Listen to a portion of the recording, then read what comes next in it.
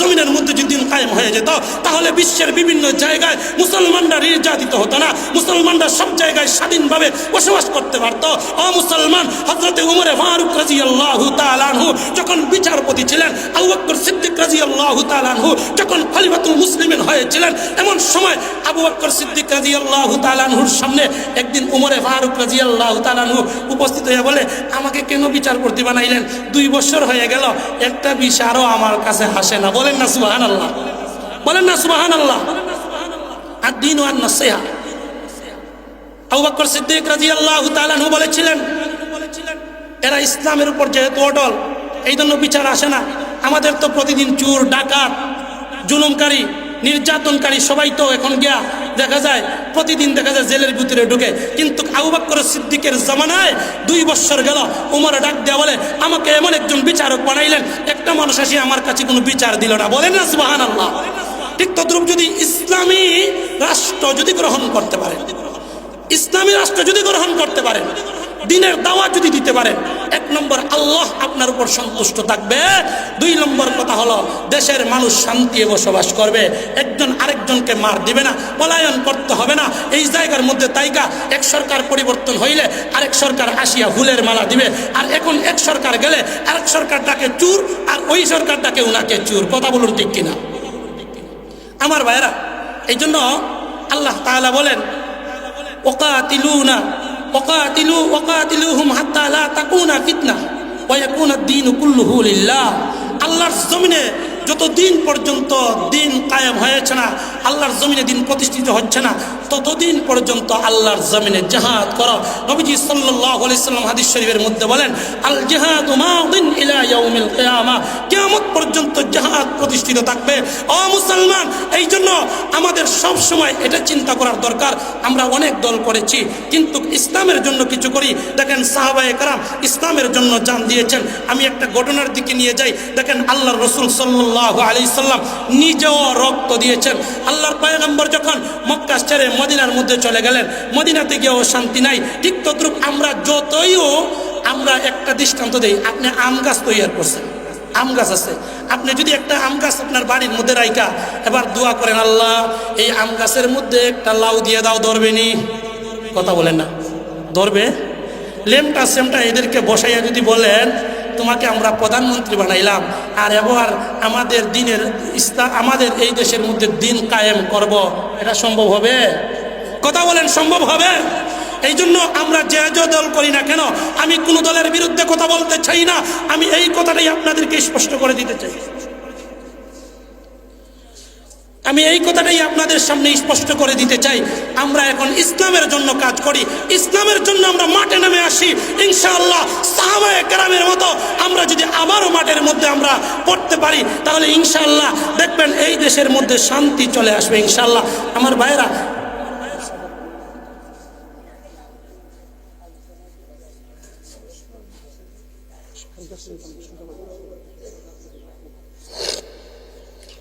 আমার ভাইরা, এটা হচ্ছে নবীজি সাল্লাল্লাহু আলাইহি ওয়াসাল্লামের বাগান। দেখেন নবীজি সাল্লাল্লাহু আলাইহি ওয়াসাল্লাম সর্বপ্রথম, আমরা এই যেখানে আসছি, আচ্ছা ঠিক আছে ইনশাআল্লাহ।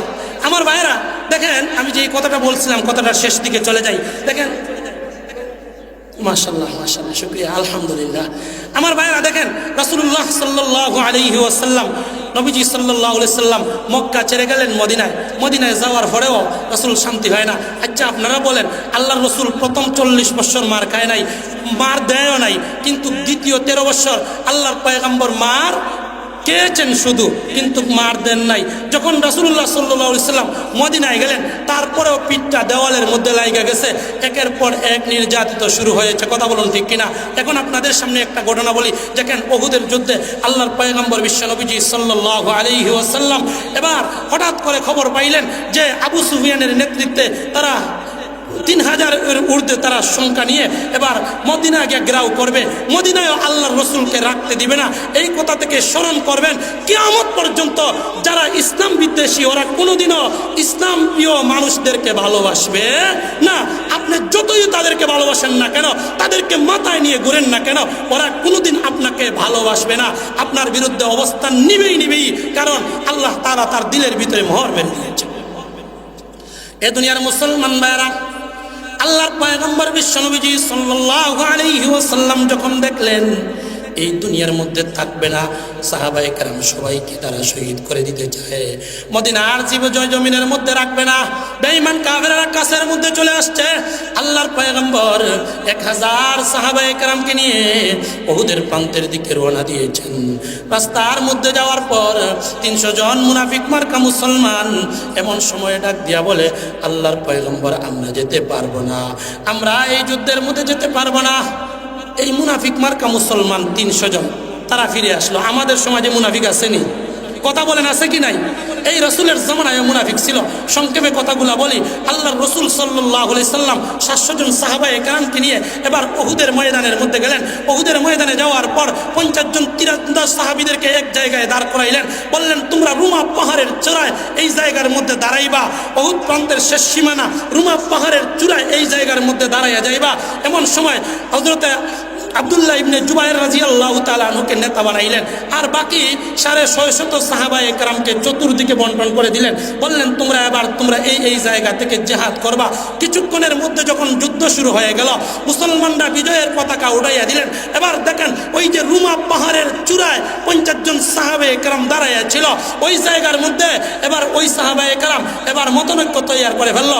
কেউ বলল, আল্লাহর রাসূল বলেছেন জিহাদ চলাকালীন অবস্থায় এই জায়গায় দাঁড়াইয়া থাকতে হবে। কেউ যুদ্ধ শেষ হয়ে গেছে, চলো আমরা গনিমতের মাল অর্জন করি।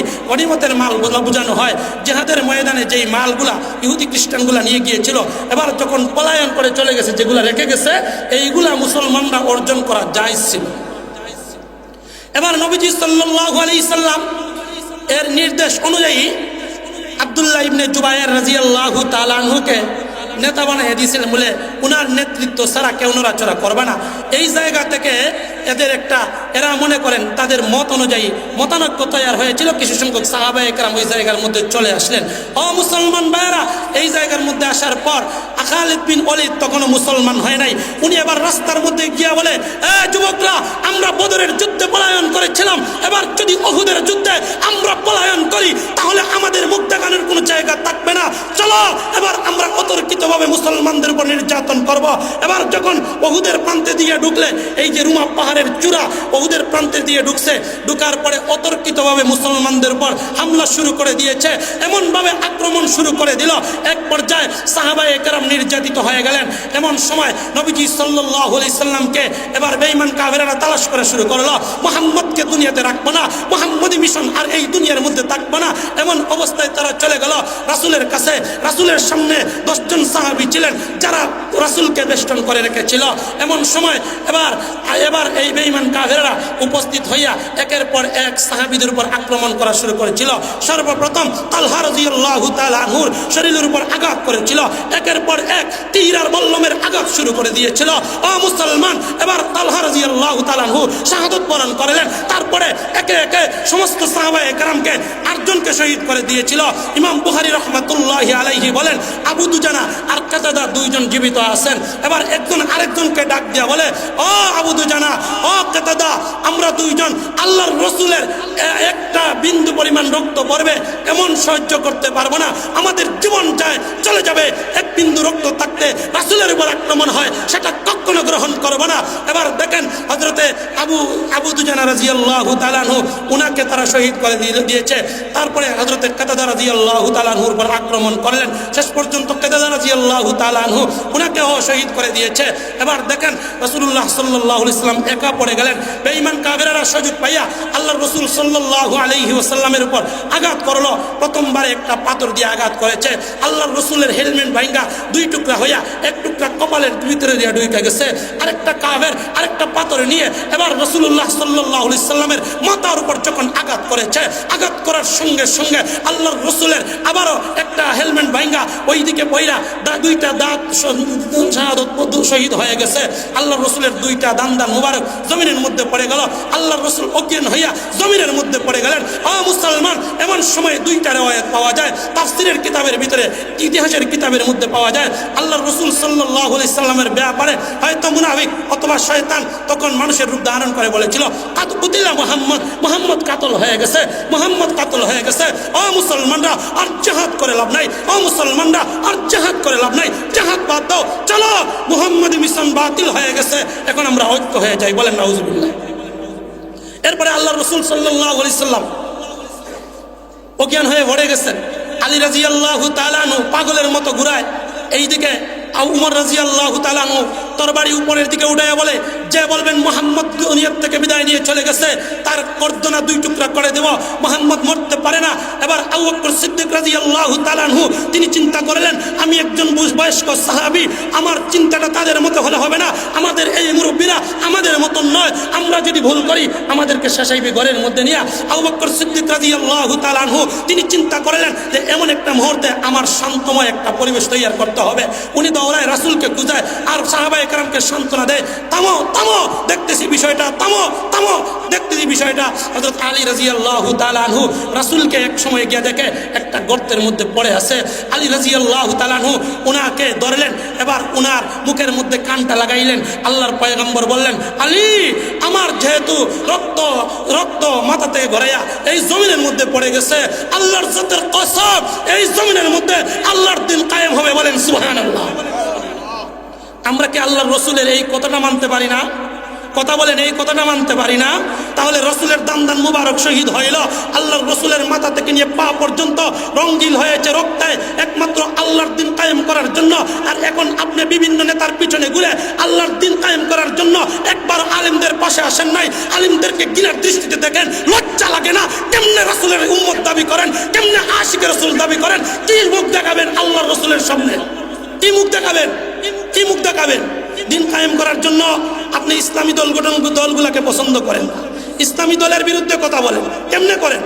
আপনিও ইসলামী দলে যোগদান করেন, আপনিও যোগদান করেন, দিন কায়েম করেন, ইনশাআল্লাহ মরণের পরেও ধন্য হবেন, দুনিয়াতেও ধন্য হবেন। দেখেন আল্লাহর রসুল এবার যখন এই কথা বলেছেন, আল্লাহর রসুলের কথা শুনে আলী এবার খুশি হয়ে গেছে।